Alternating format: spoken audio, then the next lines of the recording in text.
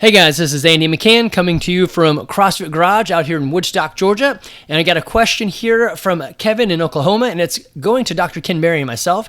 I'm curious to see how our answers are similar or different if he answers this one as well. Anyway, the basic question is, how do I overcome cramping in my calves while maintaining the proper human diet carnivore?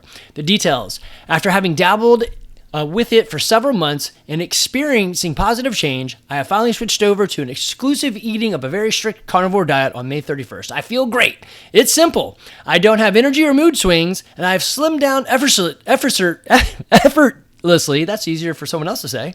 My doctor said I was a unicorn when I went for my physical routine. I am 49 years old. I am looking great. All of that convinces me that continuing down this lifestyle is the right decision. I have run into an obstacle, however, now that the weather here in Oklahoma has gotten hot, capitalized, so super hot. I work outside, and according to my Fitbit, I routinely surpassed 25,000 steps on the daily basis. Last week, it caught up to me on one of my routine morning runs when I experienced significant cramping in my calves.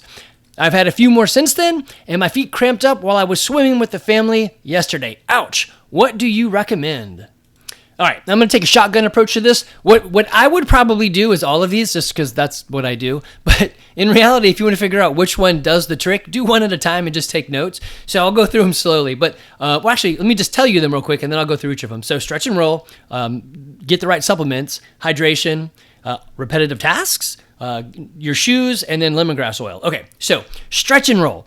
Get a foam roller and start rolling out your calves. You can go Google or YouTube how to roll out your calves, but it's pretty easy. You just, sit down and then roll your calves back and forth. If you really want to be painful or intentional on this, get somebody else to press down on your calves and roll them back and forth, and you can slide them up and down, and you're going to feel some super love. It's actually going to hurt quite a bit.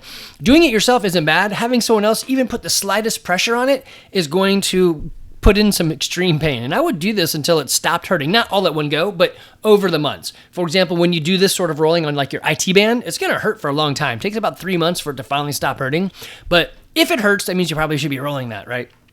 So stretch and roll. And I'll put a link over to Jack that he can add in there for a roller on Amazon. So I think this particular roller has got, I think it was 100,000. Nope, that's some dumbbells. Let's see. Yeah, this roller's got 108,000 purchases with a 4.6 star rating, and it's actually the one we use at our gym, so it's going to be a good one for you.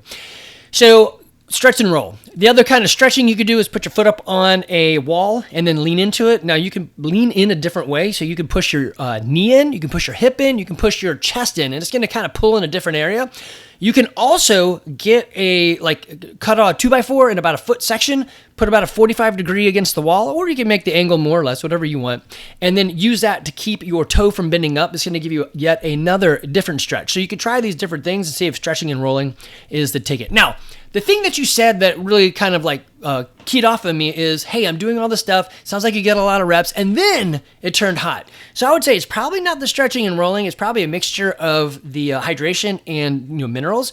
So take a look at, especially when you're not eating a lot of different things, if you're really going down the carnivore road, your body may be missing some stuff. So take a look at magnesium, potassium, electrolytes, and salts. I think, let me go find a link for it.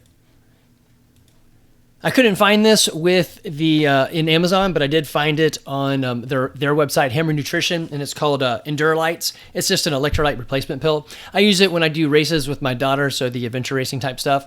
But I would start checking that out too. The other is hydration. Are you drinking enough? If you're doing that much running and it's that hot, you may need just simply to increase your hydration. Now, it is possible if you drink too much Gatorade, you actually mess up your body's chemistry. So don't drink a bunch of Gatorade. You probably shouldn't be drinking Gatorade if you're doing carnivore diet, because we wouldn't be eating sugar, right? But if you're drinking a lot of water, you can actually drink weirdly. You can drink too much water and mess things up too.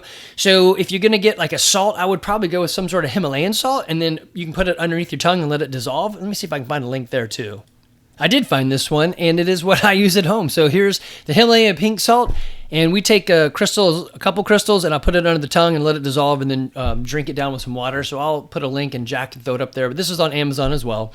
The other things that I would look at is repetitive tasks. So are you doing too much of the same thing? Sounds like you're out. 25,000 steps is a lot. Good for you. But if you're out there running and then doing all this other stuff, is it too much? Or did you recently add in, hey, I'm starting to do jump rope, or I'm doing a different type of walk where I'm walking up bigger hills or smaller, or whatever, right? So did something change? I would look at that change and say, hey, let me normalize that a bit, or go slowly into whatever's I'm doing. I've got some people at the gym that want to practice their jump rope, and so they do it every day, and they get leg cramps, and so we routinely roll out. The other one is your shoes. Maybe you're in old shoes, or maybe you bought new shoes that aren't the right shoes, so take a peek at those. You can also get different inserts into the soles to help out, but doing a lot of walking on bad shoes could be a bad thing. I like, actually, I'll link you to it as well. I like these Innovate shoes. They're very low profile. It's weird. There's not much to them, and so they cost more. All right, so now we're going to have several links for you guys. Jack, hope that's okay. Anyway, the last thing, and it's kind of a weird one, is lemongrass oil, so essential oils. So if you're have somebody around you that's into that doTERRA or whatever the other one is called, ask them for some lemongrass oil and put it underneath, like in the bottom of your feet. Weirdly, sometimes that works. That's kind of like the old Eye of Newt in Witch's Brew, but I've seen it do the trick, so that could be a thing. So those are the things that I would start with. Me, I would do all of them and just hope that went away and then start backing them out. But really what you should do is one at a time and see which one actually hits it. I think with the heat and the volume, it's probably simply your like the magnesium, potassium, or electrolytes and salts, or amount of hydration. All right, take care.